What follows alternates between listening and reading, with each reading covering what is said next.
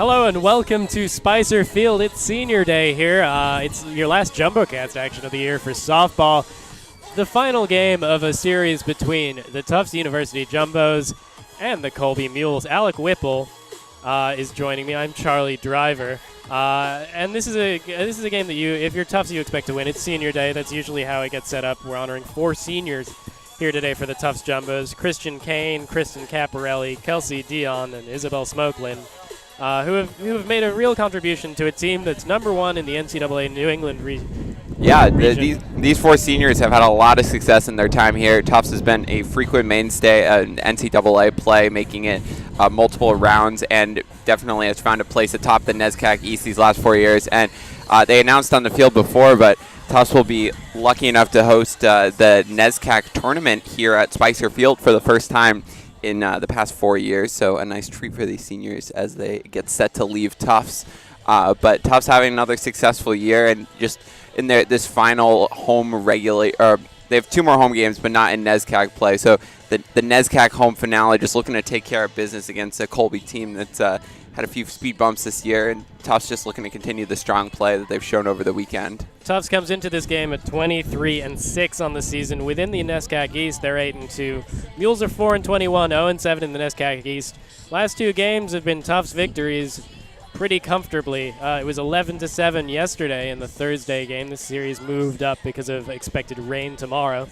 And then earlier today, in an hour and 15 game, Tufts went off for 6 runs in the first, 6 runs in the second, and wound up winning 13-1. Yeah, and these softball games can move quickly if you're not prepared. I think the last game clocked in at a little over an hour 15 or so. So Tufts getting it done quickly and early, scoring, and instituting the mercy rule after 5 innings, which is if you're up by 12 or up by 11 after 5, then the game just ends. So, Tufts would like to go out with another one of those this afternoon, cap off a successful senior day. And the pitcher who's going to be trying to stop them doing that for the Colby Mules is number 12, Holly Lallis. She's a staff ace. She's not had a great year. She's 1-7, but has the lowest ERA on this team with 5.29. In 46 innings pitched, she's allowed 88 hits and struck out 11, walking 8. She's also the leading hitter on this team, batting .309. With 5 runs scored on the season and 4 stolen bases. She's one of the seniors for this Mules team from Gladstone, New Jersey, and she's going to be hitting 9th. Very Shohei Ohtani-esque there, I think you characterize that as. Yeah, or J.D. Davis if you're a Mets fan, although they don't really let him pitch. We're going to get started in just a second. Tufts hoping just to coast through today. We're going to see how that works and if Colby's figured something out after 2 losses in a row. It's a nice day here, but something that we should definitely talk about, Alec, is the fact that it's really windy. It is very windy. You mentioned the games being moved up because of incoming storm weather. Well, I think the rain hasn't come yet, but the wind sure has. Over 20-mile-an-hour winds with gusts well upwards of that. And I'm just telling Charlie that here on the local Charles River, a lot of rowing teams practice, and MIT had to be rescued by the fire department today because their boat flipped over because it was so windy.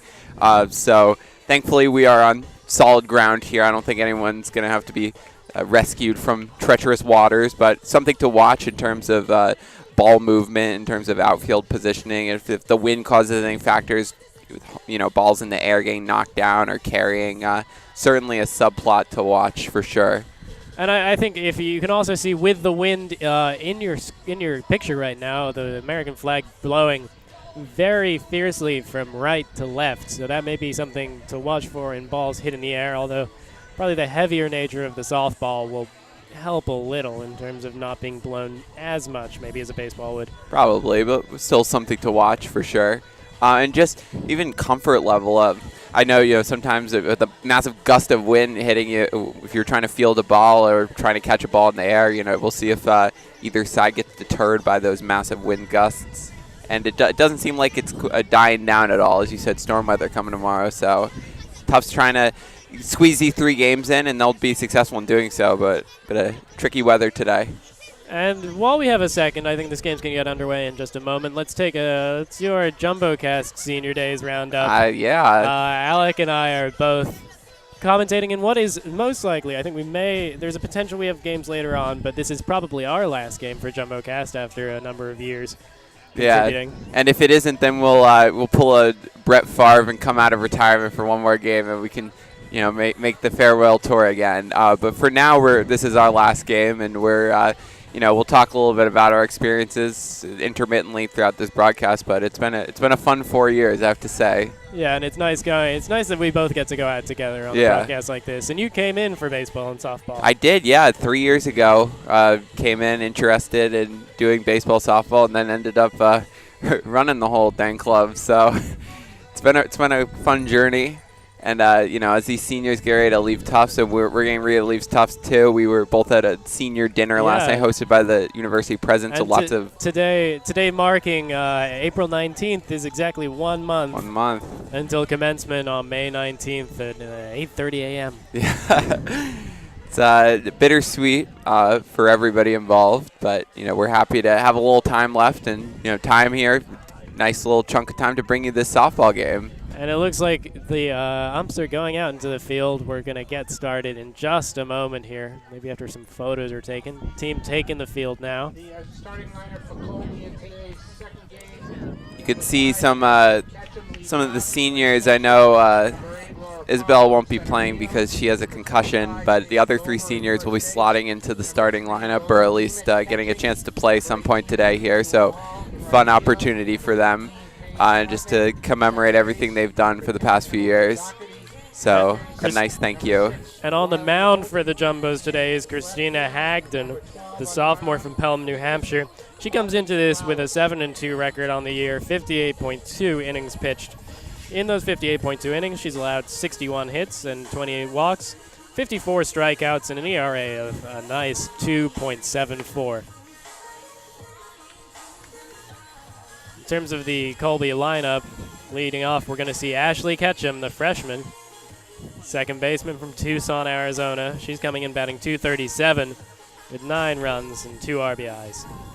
Yeah, and just going back to Christina Hagden, she's part of a young pitching staff right now with Christy Van Meter and Jillian O'Connor, who's just really done a tremendous job. All of ERAs south of 3, and just whichever one of them you slot in has done a commendable job pitching. And Hagden, Van Meter as the ace, but Hagden as the number 2 starter per se has done a great job this year. It's that sort of depth that actually gets you to a point where you can essentially be the best team in this region. For sure. I'll mention that, Zach. And we're about to get underway. Hagden's going to deliver this again to Ketchum, batting from the right side.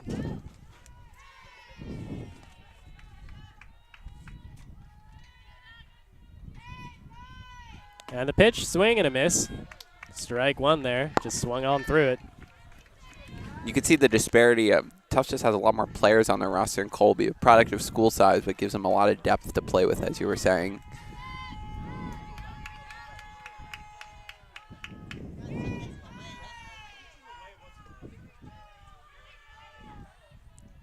And here's the delivery, the 0-1. 0-2, swinging through on a bunt attempt. Yeah, a lot of softball involves slapping and trying to get quick contact and bunting, just trying to force movement. So you can see that in action here early on. And the 0-2, swing and a miss. Folder on the outside, and Ketchum goes down. Here comes the center fielder now, Laura Powell, the freshman. She's from Scarborough, Maine. Batting .191, 8 runs, 1 homer on the season to go with 6 RBIs. Hagden not wasting any time in that first batter, just set her down 1-2-3. So showing good form here early on, good command. Yeah, maybe Ketchum ill-advised on the bunt. This one, no swing and strike 1, so 4 pitches, 4 strikes for Hagden.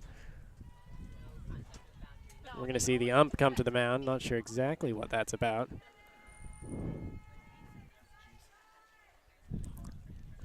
Maybe the game's going too fast. I know, the seniors probably want to slow down a little bit. Some issues with the scoreboard, and I remember it was funny last time I was on the call for Bates. Looks like it was actually a ball there.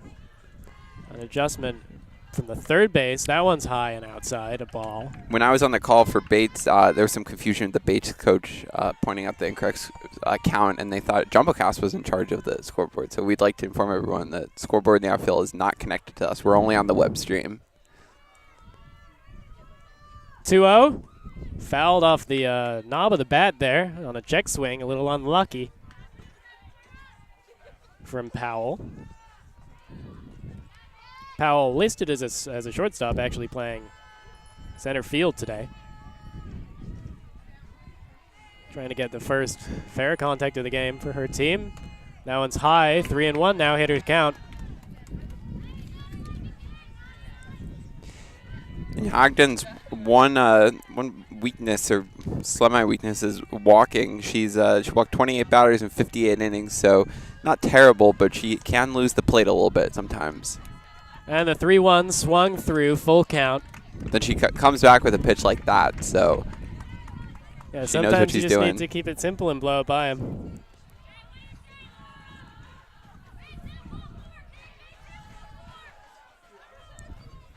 And the full count. Payoff pitch is high, and so that's a walk there. And now stepping up is the third batter, Paige Bober. Good at bat there, and that's what Colby needs to do, just get runners on, and especially top of the order, getting runners on for the middle of the order to drive them in. They're going to need to score a few runs if they want to keep up with the Jumbo's offensive output as demonstrated in the first game of this doubleheader. Bober's playing first base today, the 0-0. In for a strike. From Whitensville, Mass., the freshman is batting .290, 4 runs, 8 RBIs on the season. She was 2 for 4 with a run scored and an RBI in the Thursday game. And she leads the team with 22 hits. And that one's popped up. Moving back is Della Volpe. She's going to have time slides. 2 away. Nice communication out there for Della Volpe to not run into anyone, get injured that way, and keeping the runner set. A little sunshine now. Yeah, the sun trying to peek through the clouds. Very weird weather day, I have to say. It's not a very, very nice temperature, but it looks like the skies are going to open at any minute. Here's Lolo Nemec, the sophomore from Shingle Springs, California. That one's a ball. That's a fun town name, Shingle Springs. It's a little Texan. Yeah. If that would be the one I would identify if I was just given the place name. It's one of those old West sort of style ones. The 1-0 is inside 2-0. The Shingle Springs Saloon. Sounds like it could be a place. My friend who lives in Texas is from Dripping Springs. There you go. Yeah. It's a more adventurous part of the world in terms of place naming than Massachusetts. Yeah. 2-0 now. That one's fouled up into the netting, 2-1.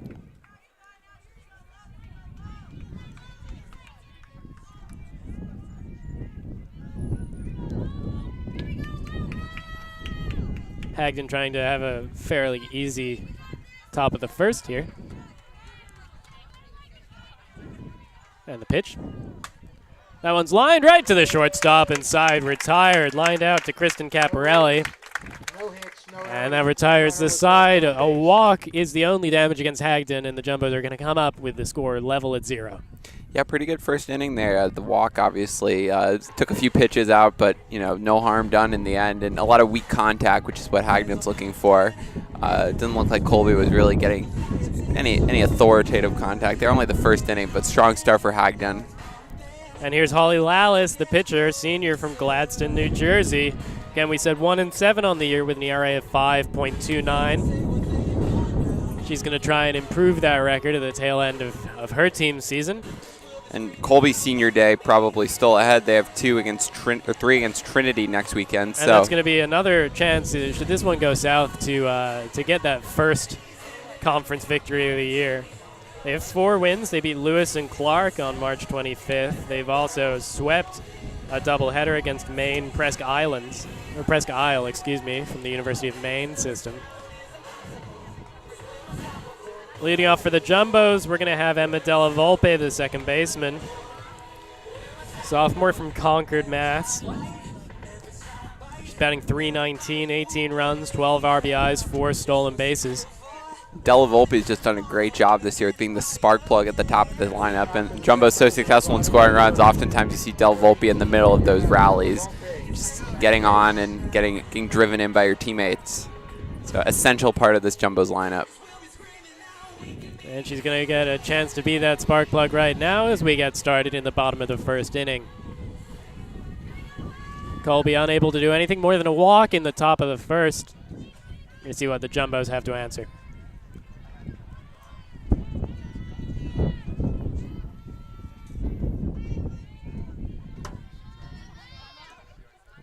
And the pitch. Right down the middle, in for a strike, 0-1.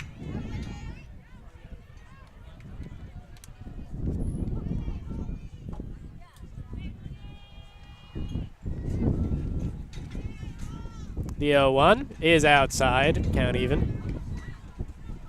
While it's showing a fair amount of movement on those pitches.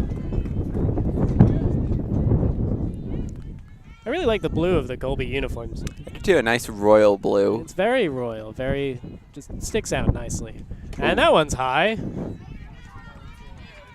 Even a little too high for the catcher, Kate Gurin. Nice contrast to the jumbo baby blue.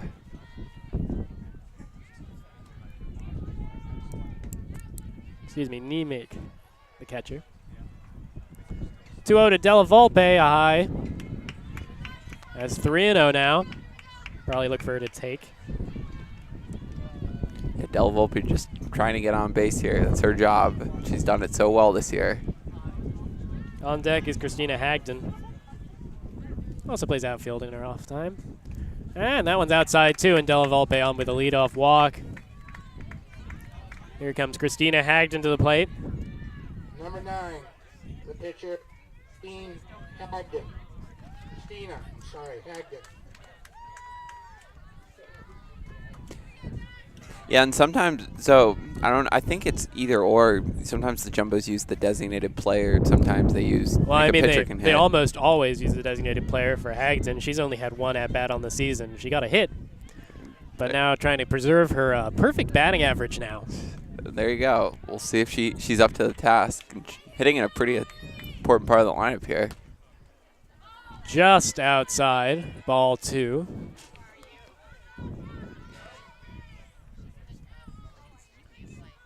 Again, Hagden's an outfielder, so it's not like she's a stranger to hitting. But just this season, she hasn't gotten a lot of it. This pitch swung through, missed it. It's 2-1. You can see second baseman out there mindful of covering second in case Della Volpe's trying to run. Della Volpe again, 4 steals on the season. And the pitch. Bunt attempt popped up, and that'll go foul. Oh, risky move there by Hagden. Thankfully didn't come back to bite her, but yeah, just a little unlucky for Nemec. Almost had it there.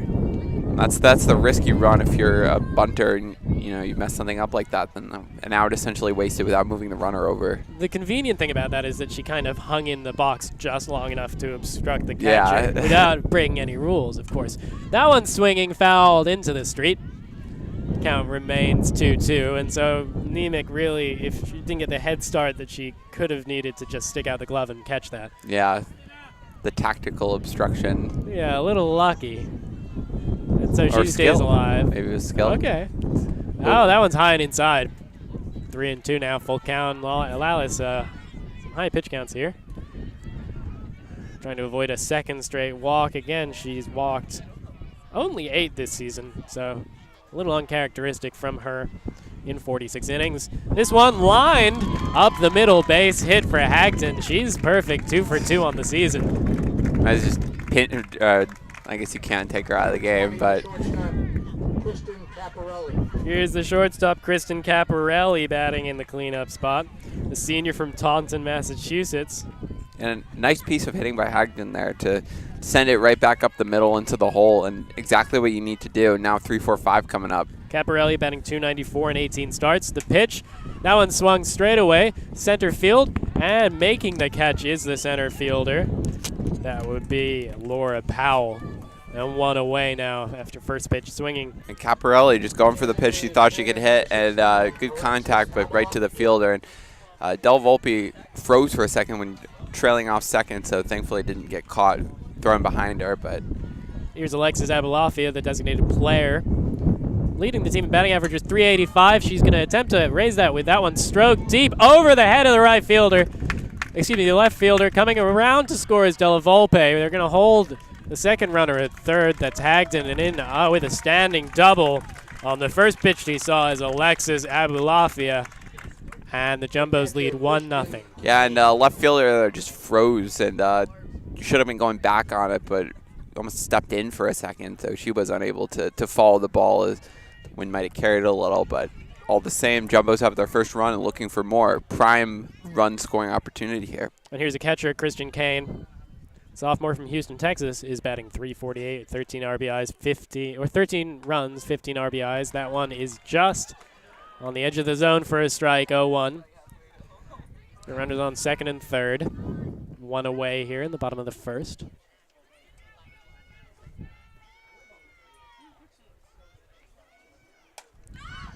That one's popped, should be able to play, and dropped there. That'll be an error for Ashley Ketchum, and a run will score as Hagden comes in there. So moving to first is Kane, and an error correctly given to the shortstop there. Just couldn't make that catch. Maybe the wind playing a little. Yeah, I was going to say that hit softly enough where it kind of hung up there for a little bit, and it might have caused some confusion. And here is Jamie Stevens.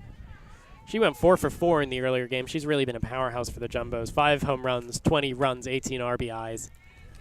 Playing third base in today's game. Yeah, she's been probably the best all-around hitter for the Jumbos this year. Average, home runs, driving in runs. She's done it all. Except stealing bases. She has none of those. She's trying to do some damage here with the bases loaded, and that one's hit deep out to the side. And that's going to drop in for a base hit. Stevens is going to make her way and stay at first. I think the runners kind of gave it a little time there, so now the bases will be loaded. Yeah, that was a smart play because you didn't know if the right fielder was going to have a beat on it, and ultimately it fell in, but if she had caught it, then you don't want to end the inning because you strayed too far. So smart conservative opportunity for a Jumbos team that's confident in everyone in its lineup to get runs in. Here's Kelsey Dion now, the first baseman. 3 hits for the Jumbos, 2 runs in, bases loaded, 1 away. Swinging first pitch, that's a theme here, and that one's fouled back. Yeah, first 2 batters running deep counts, and now the aggression comes, just trying to get them home.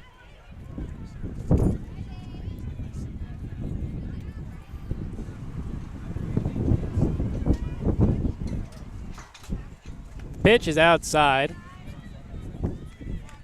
to Dion.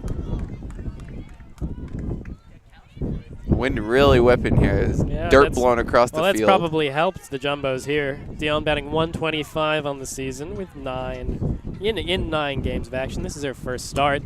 That one's popped up. You can see how far that blows. Can't come down with it. The third baseman, Emily Doherty, but that's fully because of the wind. Every pop-up today is an adventure. Don't take anything for granted. That one went straight up off of the bat and then just took a hard left turn. So we're going to be seeing probably a lot drop in over the course of the day. And again, Dion now, count 1-2. Pitch from Lallis, inside, grounded to the third baseman. Toss to third. A little miscommunication there, but they get the play there. So that's going to get a run home, though. So Kelsey Dion picking up an RBI. Yeah, it's an RBI. Abulafia comes in and scores. And here's Maria Osipovich now.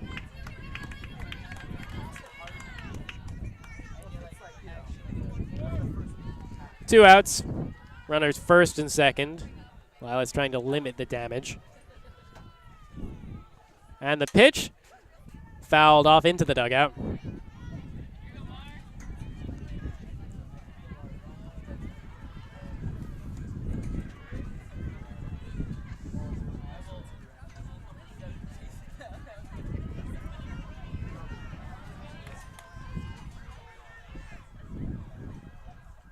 And that one's lined into center field, over the head of the center fielder, and a bunch of runs are going to come score here. That's probably going to be all 3 runners.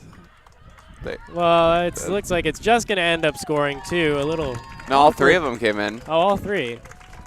A 3-run double there by Osipovich. No, I don't think there was no one on third. third. Apologies. I thought the bases were still loaded. No, so 2 runs come in to score, and it's 5-0. All of the runners came in to score. There just happened to be 2. At one point in this inning, the bases were loaded, and all 3 of those runners have now scored, and the score is 5-0. Tufts. There you go. You can't tell it's my last JumboCast game. It still seems like my first. Deep double by Osipovich, and the Jumbos repeating what they did earlier. That one's up the first base line, playable, and retires the side. Emily Serrata grounds out there, but the Jumbos have put up a 5 spot on four hits and a walk, benefiting from an error and a lot of wind. A lot of wind. But now the onus is on Colby to try and avoid a repeat of what happened earlier this afternoon when the Jumbos put up 6 in the first, 6 in the second, and didn't look back on the way to a 13-1 win. Yeah. And it's definitely tough for Colby to be in this hole early on, just wanting to get off to a good start after the first game, and now we're gonna have to make up some work. And only 7 innings in softball is not a whole lot of time to get things done, but they're gonna have to start getting some runs in if they want to come back here.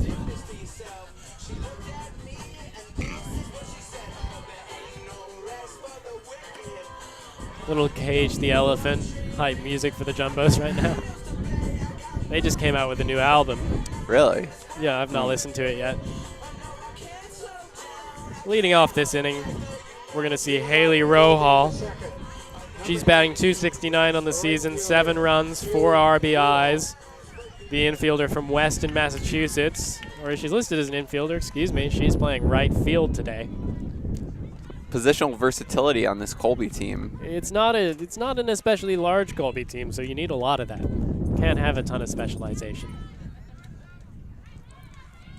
And the pitch from Hagden. First pitch swinging chopper to the second baseman Della Volpe. She throws it to Dion, 1 away.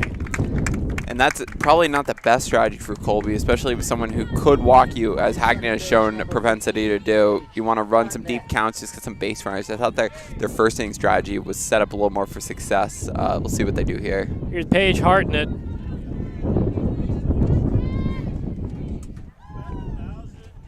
Hartnett, the second baseman. From the right side, pitch high, ball 1.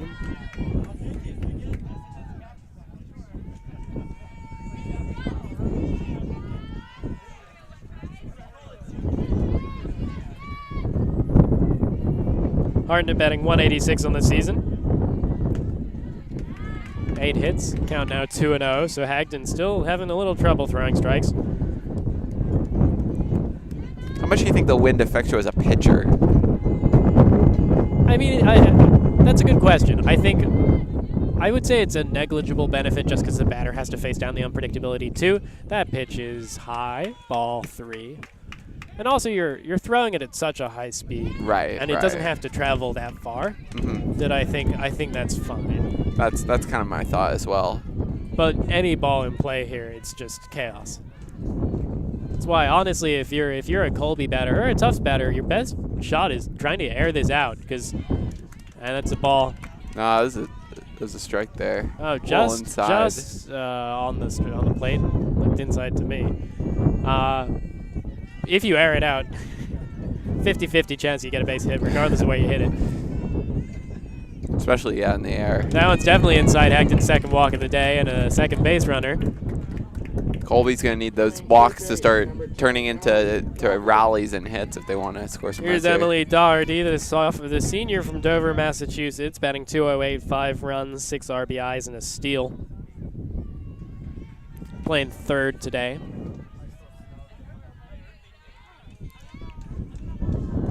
With 1 out, Hagden's delivery swung through 0-1. Aggressive approaches from both of these teams. Yeah, I mean, end of a weekend, or I guess it's not the weekend yet, but the end of the series, you might just want to. I mean, you might just want to be done with the series if you're Colby or Tufts for different reasons, but just trying to swing and see what happens, as you said. I don't know. I don't know what their coach's game plan is, but. Doesn't seem like the aggression is lacking. 1-1 now. Colby still looking for their first hit. That one's hit up. Della Volpe playable, and she comes in with it, 2 away. You see a lot more confidence in Tufts fielding the balls than Colby. Colby fielders just seem to be getting turned around a little bit. You can see Della Volpe there just planted under that ball and confident in her pose. Yeah, I think on both of the doubles in that inning, you can point to bad reads off the bat by the center fielder and the left fielder. That one is in for a strike pickoff attempt. Right. And we haven't seen a truly hard hit ball yet for Tufts to have to deal with in the air, but just from what I've seen so far, Tufts Field is doing a little bit better job handling the wind. Yeah, I mean, the question is when it's going to be hard hit to the outfield. Right. If that happens, we'll see.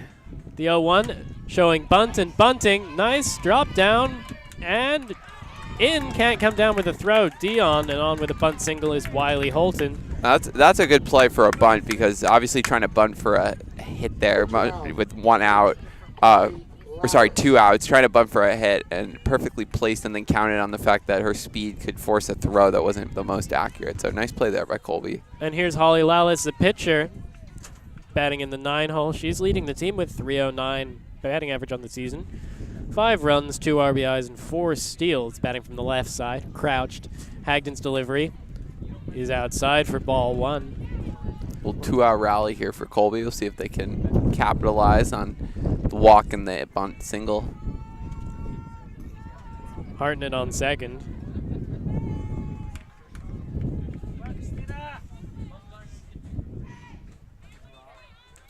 The 1-0 from Hagden. Sort of a swing, or a half swing. Winds up being an easy pop-up for Kristen Caparelli, and that retires aside. Colby strands 2 on an infield hit and a walk. And here come the Jumbos with a lead of 5-0. So Tufts coming back out for their second offensive inning of work here.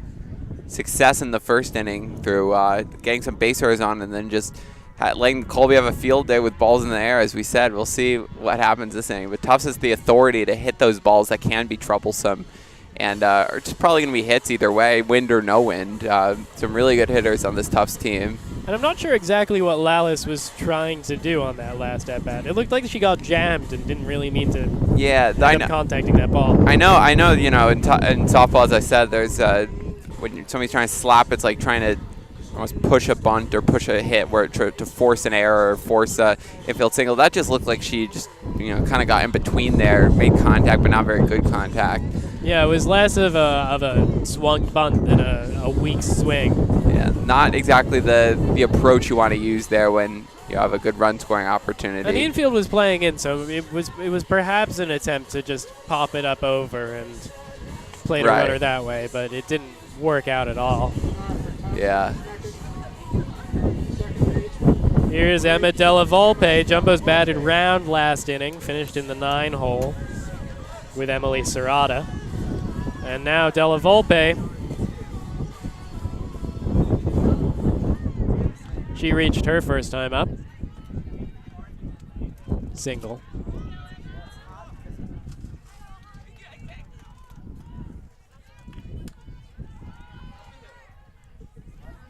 Lallis' his first pitch. First pitch swinging is popped right up. Lallis calls for it, and then she'll just trot on back to the mound, ready to make another pitch, 1 away. Yeah, I know a lot of times teams don't want pitchers fielding those pop-ups, but Lallis just went right in, took command. And she read it straight off the bat. She had the nice angle for the win, so it was well played from her. And pitcher versus pitcher here. Here's Christina Hagden. She singled her last time up, and here's the Hagden watch. She's still batting a 1,000 on the year. Trying to preserve that perfect batting average. She had 2 at-bats now. Can she make it 3? Find out on JumboCast.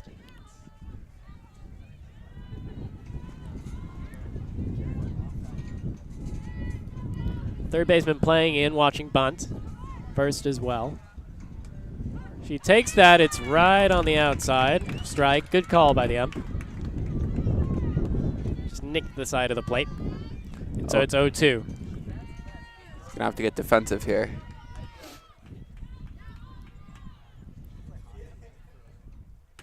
Now on's outside. Tried to get her to chase. Nothing going. It's funny to me, a lot of softball players walk away from the ball when, like, they're, sure if they're taking, they don't just stand there. They walk away. I don't know, just something I noticed. Chop to the third baseman, throw to first in time, and Hagden retired for the first time this season. She's going to have to settle for a .666 batting average. Must be gutted about that one. It's tough, Baseball is a game of failure. If you get a hit, if you don't get a hit, 7 out of every 10 at bats, you're doing a great job. Here's Kristen Caparelli. Hagden's still sporting a pretty good batting average, all things considered. Much better than mine was in Little League. What was yours in Little League? Oh, for the I inquiring don't want to minds? know. There was one season when I got like 4 hits or something. It's rough when you get to the point where kids start hitting puberty. Yeah. And you're behind, so you just can't drive a ball at all.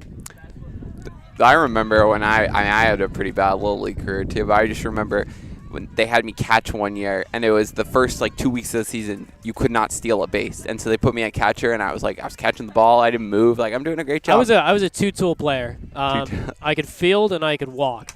That one slapped to the first baseman on the line, and still going is Caparelli. Turns at first, and she's going to be up with a single there. Number 16, Alexis Abalafia. And here's Alexis Abalafia, the designated player. She doubled and plated 2 in her first at-bat.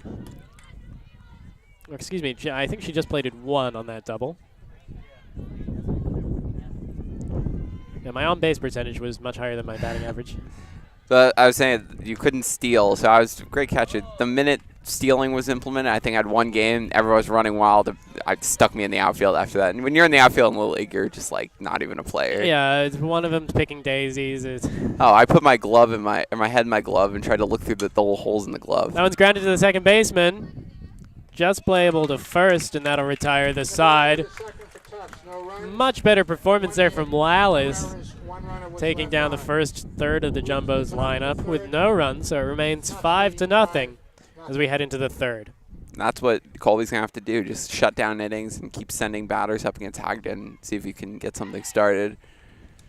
The beautiful thing about the Little League outfield is when you're playing in the outfield with the kid who really doesn't want to be there. Yeah. And then the ball's hit to him. Oh, yeah, and you're like... And so essentially, like, you're playing in center field, and it's hit all the way down the left field line, and it's your job to run to the fence full tilt.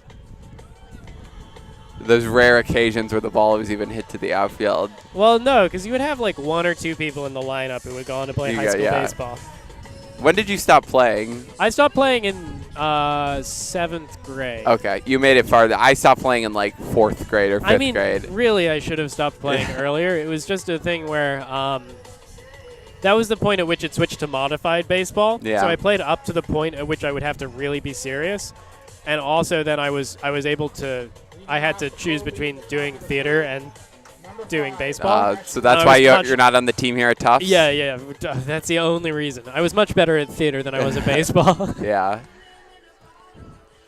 And it was just, it was physically I was not strong enough to do anything. Oh, I just didn't have hand-eye coordination for my life. But I'm telling you, I could field. I was Golden Glove. People make major league careers off good fielding. Yeah, but they can still hit better than I can. First pitch swinging. He's always fouled off by Holton. It's always success stories, though. I'm thinking of the Royals' Terrence Gore, who didn't have a hit for his first 4 or 5 seasons and is batting .375 this year. He's a pinch runner fielder who's now found some success with the bat. So I feel like, eventually if you get stuck with it. Yeah, but you still need at least one tool that is world class, and I definitely didn't have that. That's inside. I mean, this is the athleticism thing is a thing I'm confronting again in our JumboCast flag football league. Oh yeah, tell the viewers a little bit about that. Oh well, the JumboCast flag football team is currently standing at 1-3. We won our first game on Wednesday in a clutch performance by the whole team. That one's outside. It's a struggle because most of us are nerdy, and we're playing against people. You can tell a lot of them played quarterback in high school. So especially for me, because I am not fast or strong. But comparatively, but I'm perfectly fine. What about the vast amount of knowledge that? Well, you see, I can run a mean route. There you go. But it just develops so late that it's never really. I've caught 1 touchdown. I'm happy with that. You just need your one moment to focus on. The 2 due to Holton is fouled off to the right side. Oh. But it's weird playing sports. I hadn't played sports in a long time. Yeah.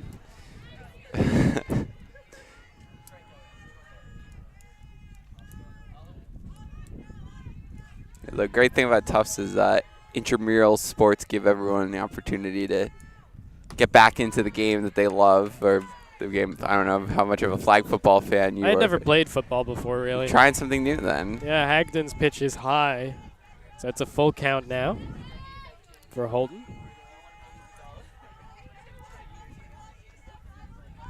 And the pitch lined past the glove of the diving Caparelli and in for a single is Holden. Best bit of hitting all day by the Mules. Yeah, I thought Caparelli had that one just past her outstretched glove. So first batter of this inning gets on. Another good start for the Mules. See what they do with it.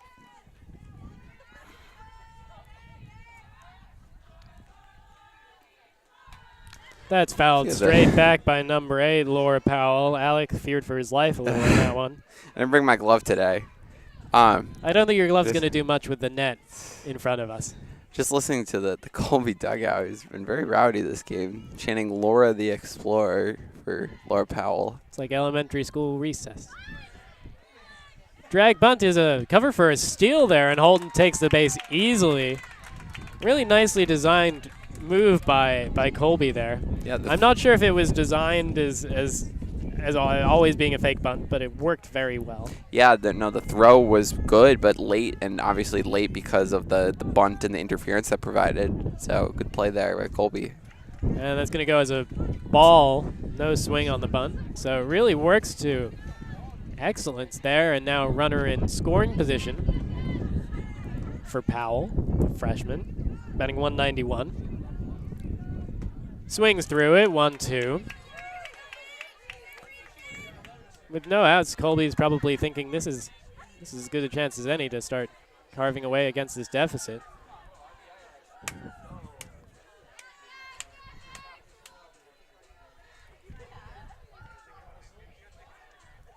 That one's well inside, 2-2.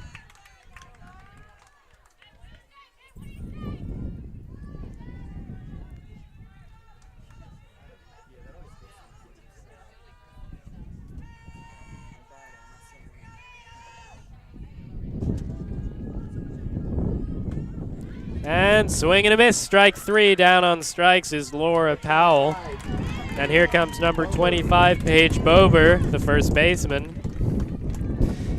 And Paige Bover in our program today received the Mules spotlight. She was 2 for 4. The run scored an RBI in yesterday's game, and she has the most hits on the Colby offense this spring. So having a good impact as a freshman here.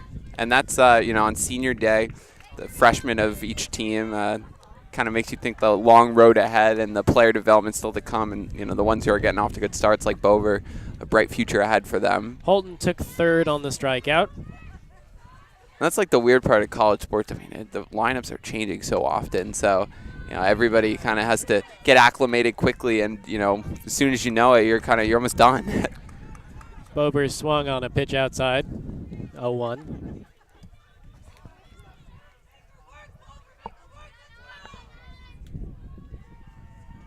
The 0-1, swing and a miss, similar pitch there, 0-2. Hagden doing a nice job of just locating these past two strikeout would be batters. great for her here with a runner on third and 1 out.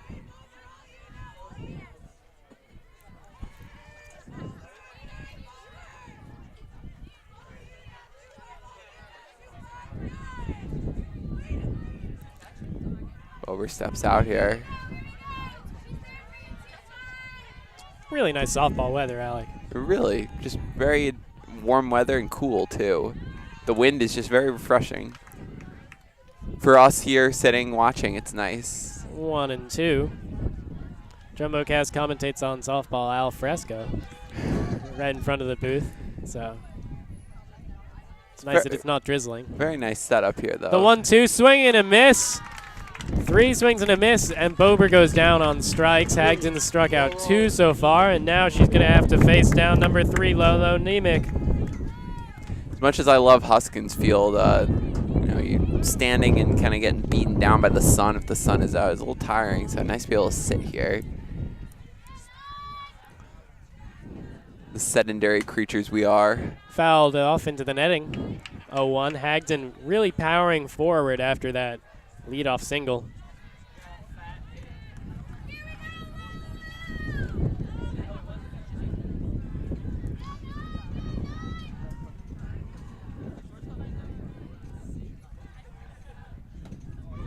Swing and a miss, strike 2. Pitching with an aggression here. She's just going after them. Good pitching these past few batters.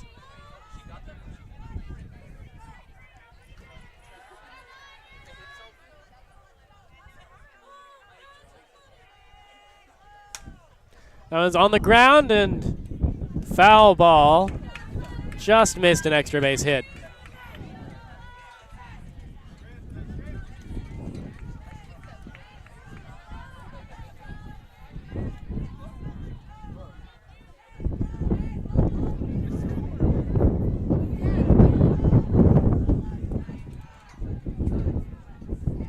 The 0-2 is outside.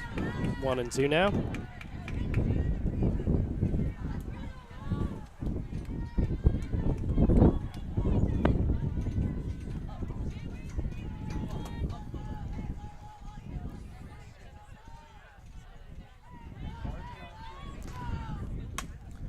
Chopped into the late out infield. And got a bag on the field picking here. up a plastic bag and picking up the third out is Della Volpe. Colby strands a runner on third after a leadoff single, and Hagton does really well to get herself out of a little bit of trouble and keep the shutout on the board as we head to the bottom of the third. Yeah, I would be interested to see if there was going to be any interference with the bag there. As the ball and bag were headed to the same location, so it's the kind of little stuff that keeps you going, especially in baseball. There's a lot of oddities such as that. And on a windy day here, you know, anything can happen. It's the magic of the sport. Sorry, softball and baseball. Moving into the bottom of the third inning here. Tufts trying to expand on this 5-0 lead. Lallis did well to settle down. She allowed one hit last inning, but then retired the side.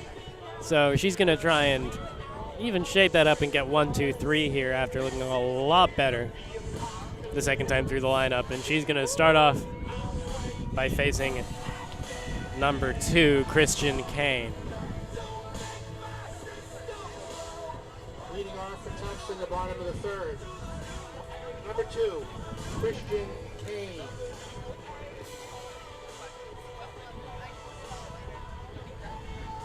The sun really coming out here, breaking through the clouds, so it makes the good weather day even better.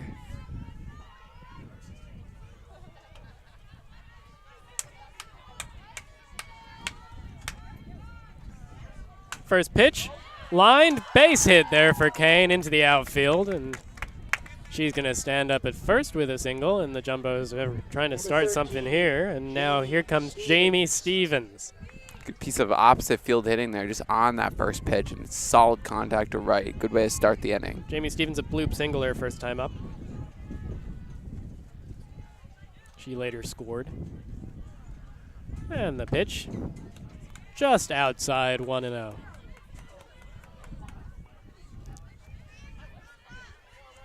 Always in the back of your mind when playing softball, as I said, the mercy rule up by 11 through 5, so Tufts almost halfway there. Got to be thinking about that, scoring early. That one's low, ball 2. Stevens, again, the most dangerous hitter in this Jumbos lineup this season. 5 home runs, 18 RBIs, 20 runs.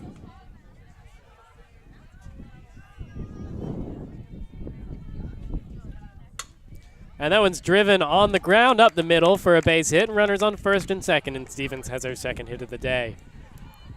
Stevens just getting it done all year offensively, and that was another perfectly placed hit. Tufts finding the holes in this Colby defense. And here's Kelsey Dion. Reached on an error, her first time up.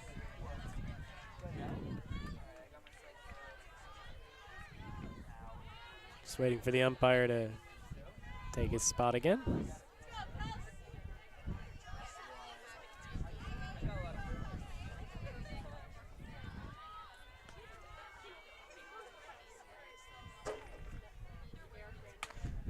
And that's fouled off inside, and Dion trying to pulls it a little too far. Just a little too early on that one, but good contact, just pulled it foul. So she'll try and sort out her timing here on the 0-1 delivery from Lallis. And that one's topped down into the dirt and foul.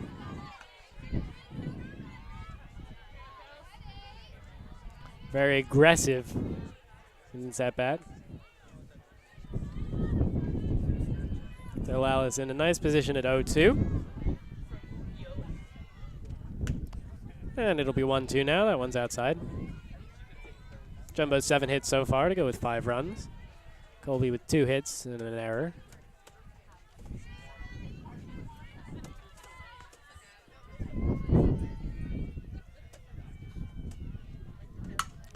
And that's lined into the outfield. That'll be a single. Coming in to score is Christian Kane.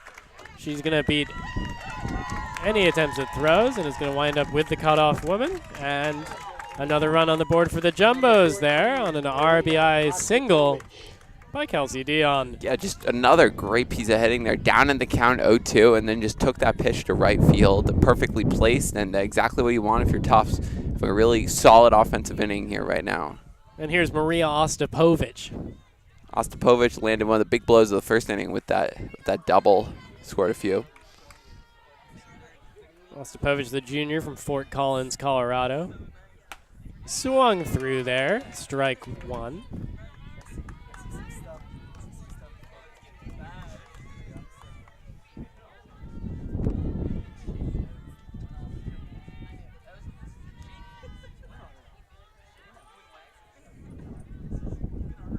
Outside. Excuse me, just, I guess, on the edge of the plate. Generous strike zone here. I looked a little outside. That's 0-2. Rounders on the corners, no outs. Bottom of the 3rd inning.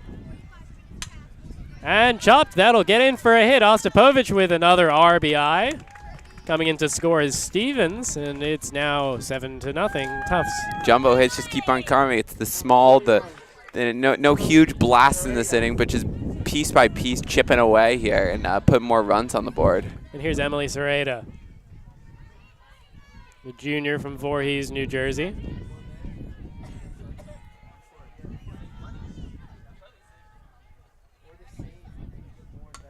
Lays down a bunt, really nicely placed. She's going to make it to first, and she has an infield hit. Perfectly placed bunt, drew in the first baseman, and no chance to even make the throw because Hartnett couldn't make it over in time. So now the bases are loaded. Stepping up to the plate is the leadoff hitter Emma Della Volpe. 1 for 2, and it looks like Lallis is going to get a mound visit here. Might be done for the day. I apologize. I think I said the Mercy Rule is 11 runs. I meant to say 8 runs. So right? I'm correct about that? I believe so. We're closing in on that now, but first we're going to deal with a pitching change.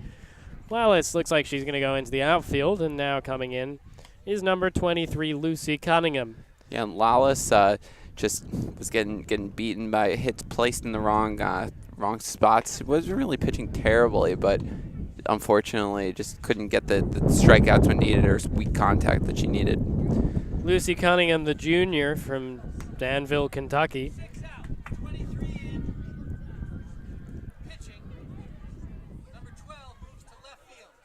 And Lallis is going to take over as the left fielder here, so Wiley Holton is going to come out of this game.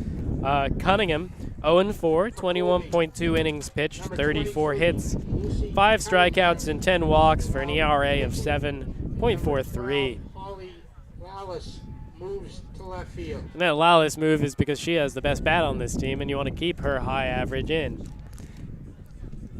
Was it J.D. Davis who came in to pitch and then went back to the outfield? Or no, J.D. Davis hasn't been allowed to pitch for the Mets. Oh, who was it? Wasn't there some player who came? I think that was more of a strategic thing. Okay. He was just in there for a batter.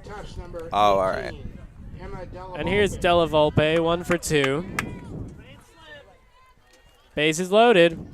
Bottom of the 3rd, none away. That one gets away, but not far enough for anyone to move, and it's going to be 1-0. Bases loaded, no outs here. It's a prime opportunity to just build on this lead. Della Volpe without a home run on the season. She takes that low, ball 2.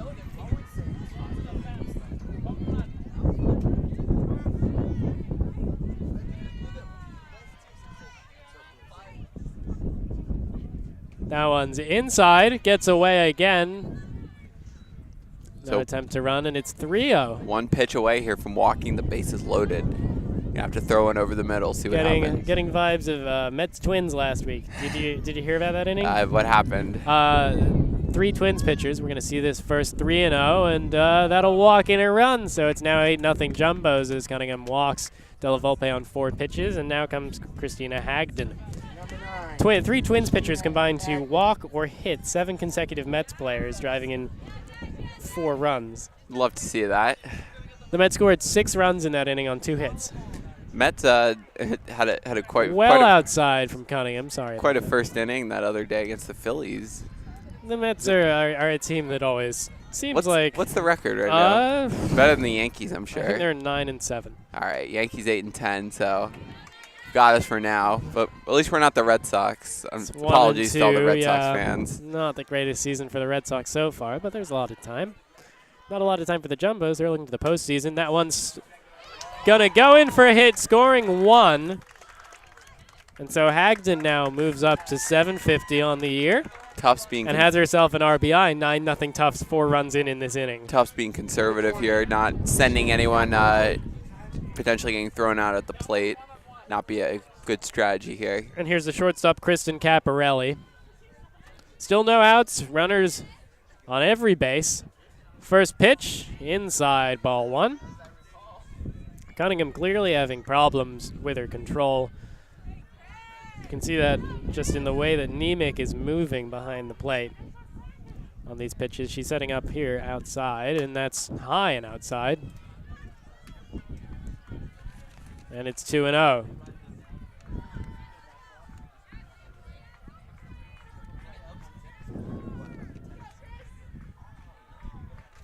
Here's Cunningham's 3rd pitch, and it's going to be a 3rd straight ball.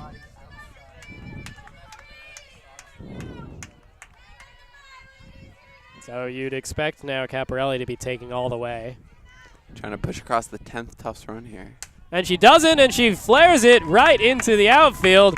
It's going to plate another, and the wheel keeps on turning. 10-0 Jumbos. Yeah, and you said she'd be taking, but she had a pitch, she liked it, and she just turned it around right there. 16, so a lot of singles and walks this inning for Tufts, and they're just getting the job done. Still no outs, so Colby's got to figure something out. Here's Abalafia. Just high. 1-0. Yeah, and something I noticed, Colby pitchers don't strike out a lot of batteries. Lawless only has 11 strikeouts this year. Cunningham only 5 in 20 innings compared to Tufts. And that's top down. We'll see how the play goes. And, yep, it's going to be an out at first. So first away in that inning, but it scores Emma Della Volpe. And it's 11-0 Jumbos, and stepping up is Christian Kane, who started this inning with a base hit. Back to my point, just it's hard to, when you're in bases loaded situations, to really rely on contact, because that's oftentimes just going to lead to runs scored or hits. If you can't find the ability to strike out someone, tough to get out of those jams. Kane swinging first pitch. Nice play by the shortstop. Throw to first, not in time. Another run's going to score, and it's 12-0. Death by 1,000 singles in this inning. It's 12-0 Tufts on 13 Jumbos hits. Number 13. Here's Jamie Stevens. She had a hit earlier this inning, scored a run. Stevens with the baggy jersey. Casually tucked. Taking first pitch for a strike, so an improvement on that count by Cunningham. Runners on the corners.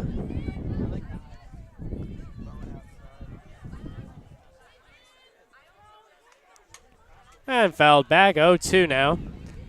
And I assume when you're up this big, Jumbo's hitters being aggressive, I assume their coach is telling them swing quickly, don't take. At this point, you just kind of want to get things moving. Well, when Cunningham's been outside, she's been clearly outside, so you can afford to be aggressive. That one's aggressive there.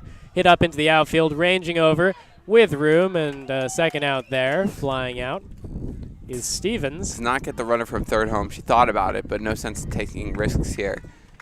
And here's Kelsey Dion. She also singled. Tufts is going through the second time through the order this inning. He's put up a 7th spot here in the 3rd. Trying to make it more with 2 outs. Cunningham settled herself down. Inside, swing. And collected easily enough to retire the side by Holden. 7 runs. Excuse me, by Lallis. And 8 hits for the Jumbos in that inning, 7 runs, a few walks, 2 left on base, and at the end of 3, it's 12-0 Jumbos. And now that we've moved into, looks like this game might be decided by the mercy rule territory, we only have an inning and a half left here if this is the outcome. So I feel like we should spend some time reflecting a little bit. JumboCast history. Do you want to maybe talk about some of our favorite Tufts memories in sports that we've covered the last 4 years? Well, I think the basketball playoffs have been some of the most exciting things that we've been able to do, just because you pack enough people into Cousins Gymnasium. And we're seeing a change for the Jumbos. Allison Tilton is now coming into pitch, replacing Christina Hagden. Hagden ends the day with 3 scoreless innings, allowing 2 hits, 2 walks, no runs. And she's in line for the win. But yeah, the basketball playoffs have probably been a highlight. That's one that we've had every year, NCAA action. We've also had NCAA action in the soccer broadcasting. That's been a lot of fun. I've really enjoyed my chance to do a lot of football games. I've done a lot of Tufts football in my day, which is nice because it got much easier to know all the players. Yeah. Yeah, I think basketball players, especially our freshman year when the Tufts men hosted the Amherst men in the Elite Eight, even though they lost that game, it was probably the best atmosphere I've ever seen at a Tufts sports game. Maybe soccer or lacrosse has had better crowds, but when they're all packed into Cousins, it really was an incredible packed in, atmosphere. Probably over capacity to Cousins. Very much over capacity, I'm sure, but the atmosphere was rowdy, and it was a very exciting game till the end. So a lot of fun to be a part of that. And soccer Elite Eight, another one that was fun to cover. Yeah, repeat national championship Tufts men's soccer team. Now stepping up to the plate, it's Haley Rohall, the right fielder. And yeah, and just also the spring sports. I mean, we haven't done any postseason baseball or softball, but just seeing 4 very successful years of Tufts baseball and softball, and lots of wins we've covered. So a lot of fun to do that. Looking like another win here for the Jumbos. Tilton steps in on the mound, 0-1, 4.1 innings pitched, 4 hits, 3 strikeouts, and 3 walks, an ERA of 6.46. That pitch is in for a strike. Tilton, the junior, hails from Jupiter, Florida. Right-handed pitcher.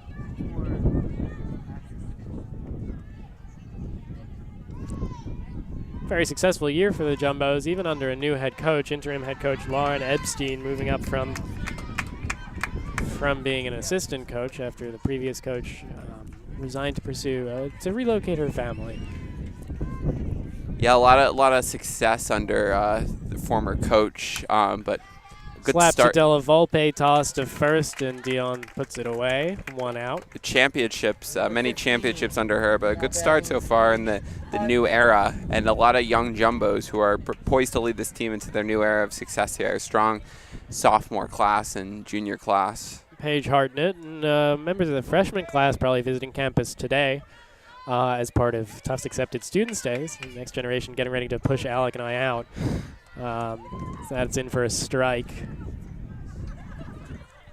Yeah, first year we've been here where the accepted students will not be taking classes or sharing any campus space with them. So congratulations to all those accepted, and could not recommend coming here more. It's been a fun 4 years. It's outside 1-1.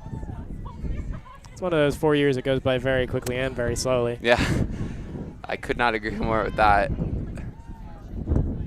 Low, 2-1.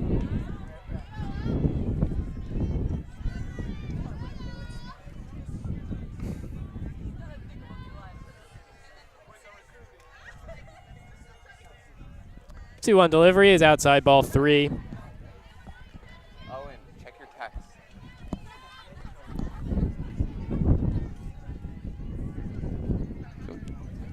Yeah, like the final inning. I think an important thing to Yeah, just plug in another headset. Come on, then. swing and a miss. 3-2 now. I think another. Well, I was going to note something else, but I've now forgotten.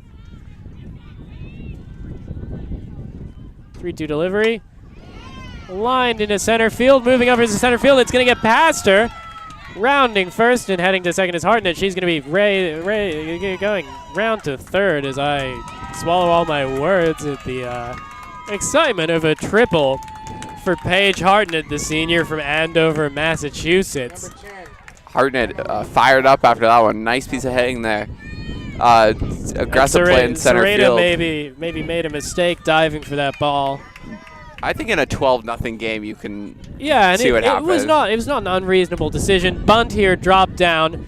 Should be playable for Kane. Throws to first, puts her away, and 2 outs now. Very interesting was the squeeze bunt, and if it was a squeeze bunt, then it should have been hit a little farther, I think. Yeah, that was as deadened as anything, really. Yeah, not the best strategy there with runner on third and 1 out. I think an ineffectual sacrifice there. I think a lot of other forms of contact would have been better. Oh, it's showing another bunt there. Yeah, this is Lucy Cunningham, the pitcher.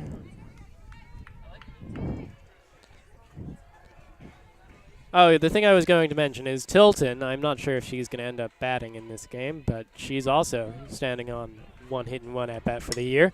Popped up in the infield, heading in is Della Volpe calling for it. Collects it and retires the side. So there's a triple, and left on third is Hartnett, but Tilton escapes from the inning with no damage, and it remains 12-0 as we head to the bottom of the 4th inning.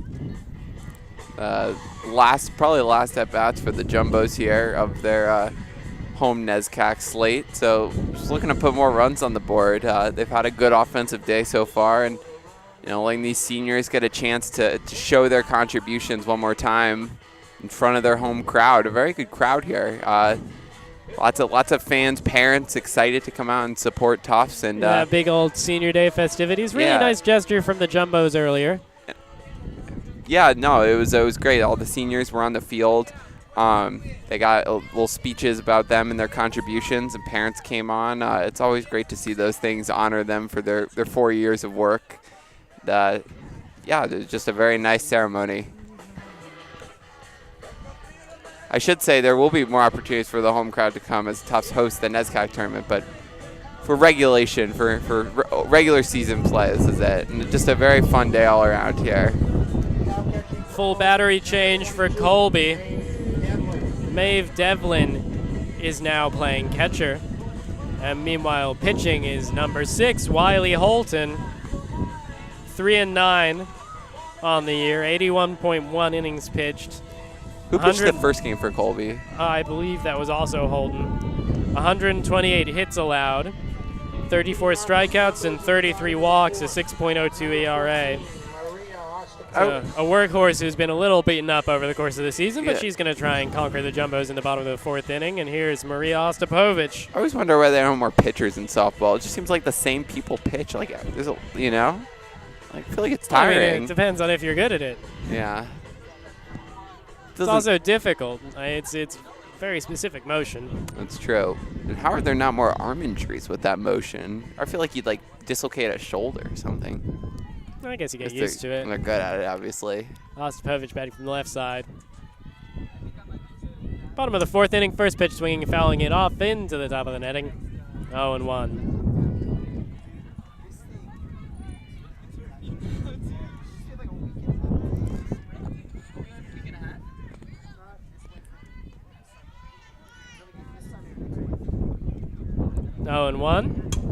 Swung on, chop to the shortstop. Nice pickup there, and the throw just in time, 1 away. And here is number 21, Emily Sereda. I've asked a special guest to come on for the top of the 5th inning for our last half inning here. So club president, general manager Owen Finnegan will be joining us, and for us to give our farewells and close out the season. Barring a comeback. I'm not going to sell Colby short here. I apologize. 0-1. And if they do come back, then we'll just do it again in the top of the 7th. We'll just keep talking about ourselves and not the game. Yeah. 0-1. In for a strike, 0-2. Against Sereda, who has a few hits in this game already.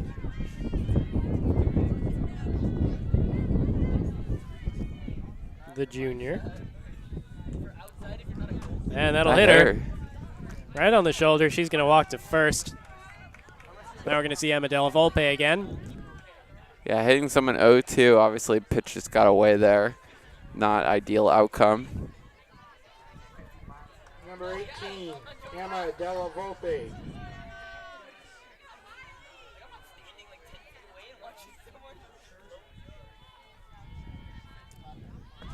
Della Volpe shows bunt.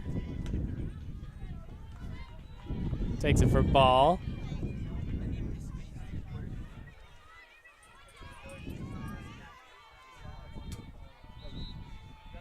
The 1-0. Again shows bunt and again takes it. 2-0 now.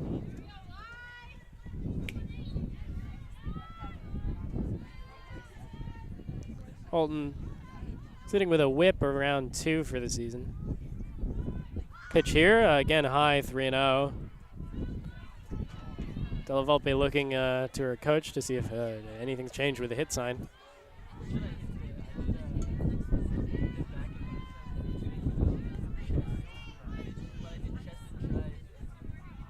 The 3-0 delivery taken all the way, and ball 4, so a hit by pitch and a walk. Now there are runners on first and second with 1 out for number 10, Allison Tilton. Allison Tilton. Tilton getting her first at-bats in this game as she entered as the pitcher, hitting in Hagenen's spot. Again, 1 for 1 with an RBI, singling in her only at-bat this season.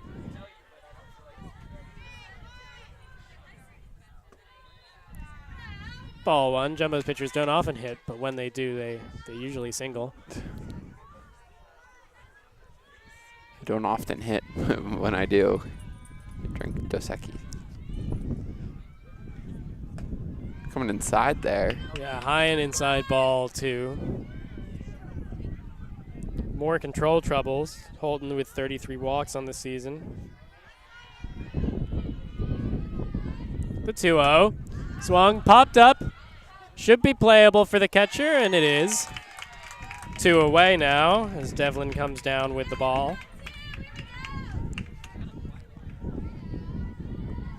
Number 20, Kristen Caparelli. And here's the shortstop, Kristen Caparelli, the senior from Taunton, Massachusetts.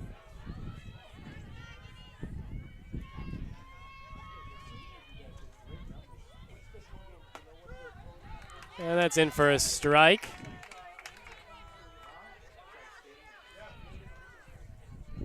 Oh, and 1 now for Caparelli.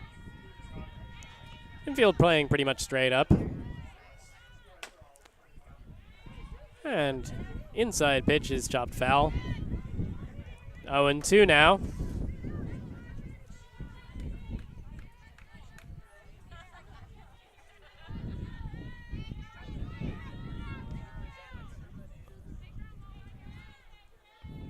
And the 0-2. That's going to be high and outside for a ball. Devlin almost threw that one into the dirt, throwing it back to her pitcher.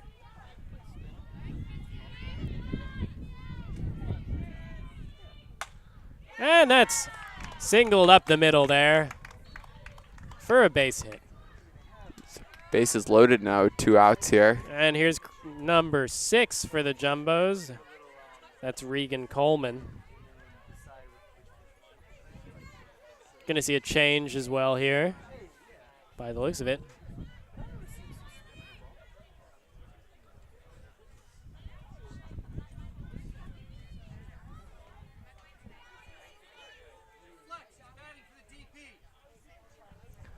Coleman's been playing in the flex position.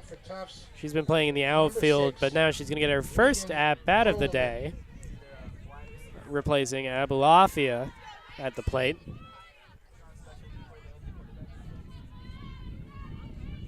Coleman batting in the mid-200s on the season.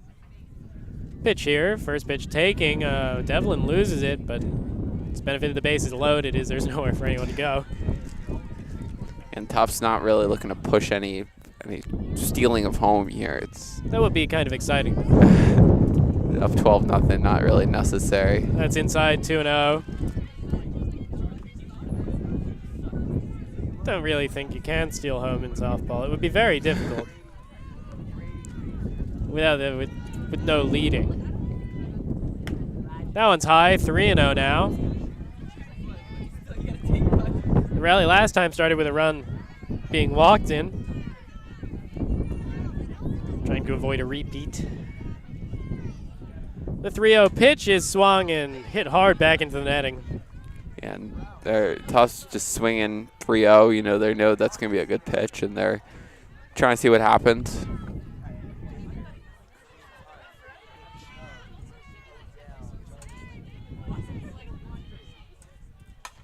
That one's chopped to the first baseman. That'll retire the side. So Jumbo strand the bases loaded and don't put up any runs in the bottom of the 4th inning. And we're going to head into the top of the 5th. Most likely the last half inning of this game with the score 12-0 Jumbos. Tufts trying to close it out here and complete this 3-game sweep of Colby on a lovely Friday afternoon. Going to see Tilton stay in the game here.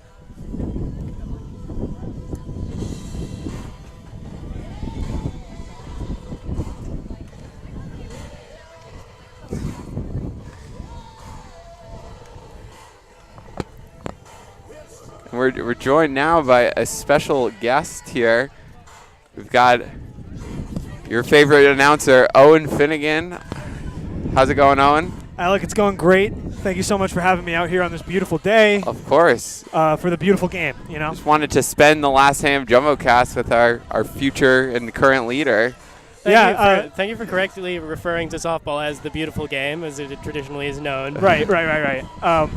But, Alec, thank you. I do feel the need to correct you. I am not technically the future leader, as we have not had elections yet. All right, no collusion around here. The hopeful future leader. I give my endorsement. That means a lot, Alec. And, I just wanted to say, as I fix my headphones there, I just wanted to say that you seniors, it's senior day for the softball team, but it's senior day for JumboCast as well. And you guys. Where are my flowers? I got held up at the flower shop. No, it's all right. You guys, and Charlie, I'll try not to step over your play-by-play. You're fine. Holly Lallis in the outfield now is the hitter. But you seniors, I remember when I was a junior looking up to the seniors in the club, and you guys have done a great job. You're a small group, only 3 of you guys in the club right now, but you've just done so much leadership-wise, and we wouldn't have the success that we have today without you. Yeah, I'd like to give a shout-out to Brad Schussel, our programming director, and the other member of the senior trio for JumboCast, who's, I think, at home this weekend or traveling. Yeah, an essential part of the club. Nothing would get done if he was not a programming director. There would be no one to write the schedules on the board, as the 2-0 is in for a strike 2-1. And, it's I've always sort of compared JumboCast to a team, just like the teams we cover. And, the successful teams always have good veteran leadership, and that's why the seniors and the upperclassmen are so integral to the squad. 3-1, and let's also sort of take this moment to do a state of JumboCast thing. We've done now. This is the last game of our season, most likely. That's right. Yep. Broadcast you softball as Lallis sort of bunt swings her way into a full count. We've done softball. We've done baseball. We've done Epic. We've done Epic. We have done Epic. Institute for Global Leadership. We've done a swim meet for the first time, and we started a radio show. Strike 3. Lallis goes down, looking really nice pitching by Tilton, and there's one away in the top of the 5th. Oh wait, I'll take this opportunity to give my little tidbit. But ironically, Allison Tilton actually lived in Houston Hall her freshman year. So. Wow, that's mind-blowing stuff there. Pretty funny, right? You would think she would have lived in Tilton Hall, right? This is why we brought him on, folks. You don't get the analysis from Charlie or I. Strike on the inside edge to Ashley Ketchum, the freshman from Tucson.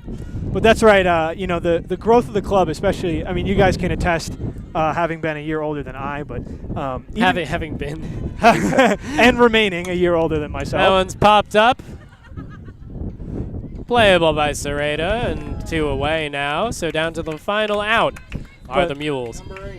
Just the growth of the club, even in the last 3-4 years, has really been something to be proud of. Yeah, over the last 5 years, JumboCast sort of come back from the brink of death. That's right. Yeah. We'd also like to take a moment to just we lost a member of our JumboCast team along the way this year, as that's in for a strike. a member that's been around since the very beginning of JumboCast, and that's the JumboCast van. Oh, that's right. Oh, Yeah. that's sad. Yeah, sad news. The van got towed. It was unsafe to operate, they said. I believe it. But was it unsafe to love? No, it was always okay to love the JumboCast van, and we'd like to dedicate this year of JumboCast action to our van. And another thank you that I feel compelled to give out as Tilton delivers another pitch here.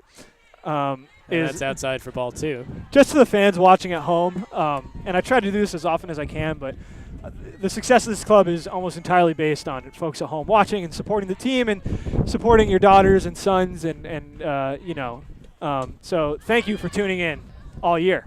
Oh, and a nice attempt from Dion there, but she can't come down with a foul ball. Yeah, I'd like to thank Owen so as the former president, it's a tough job running the club, and we had our ups and downs, and I saw firsthand how tough it was. Owen's just done such a great job continuing what we've done and bringing in new members and keeping this club into something that's growing and becoming even better.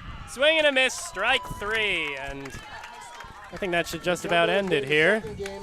And it does. The Jumbos finish off a shutout, 12-0, 14 hits, put up 5 in the first, 7 in the third, and that's enough to end this one early and end this series with a sweep of the Colby Mules. The Jumbos are going to move on and finish. They're finished off in conference now, and their next game is going to be on Tuesday the 23rd against Wheaton, a doubleheader. And meanwhile, for the Mules, they're going to move on to Southern Maine. Tufts has officially clinched the NESCAC East title with that one, so we'd like to congratulate them and their seniors. As for JumboCast, we'll be back with you in the fall. Alec and I won't be, but plenty of more great action to come from Jumbo's sports. I'd just like to, after thanking Owen, just thanking all of you for watching for 4 years. It's just coming to Tufts, I knew I was going to be on the rowing team, but I did not ever think I would be a sports broadcaster. So cool part about college is learning new things, and I've had such a great time doing this the past 4 years. Thank you to everyone who's listening, and best of luck to all the JumboCast games and or announcers in the future. You guys are going to do great things under Owen and whoever's the president after that, their leadership. So thank you all so much. It's been an honor. Yeah, and I couldn't say it any better. For Owen Finnegan, Alec Whipple, the whole JumboCast team, I'm Charlie Driver. We'll see you next year. Have a good one.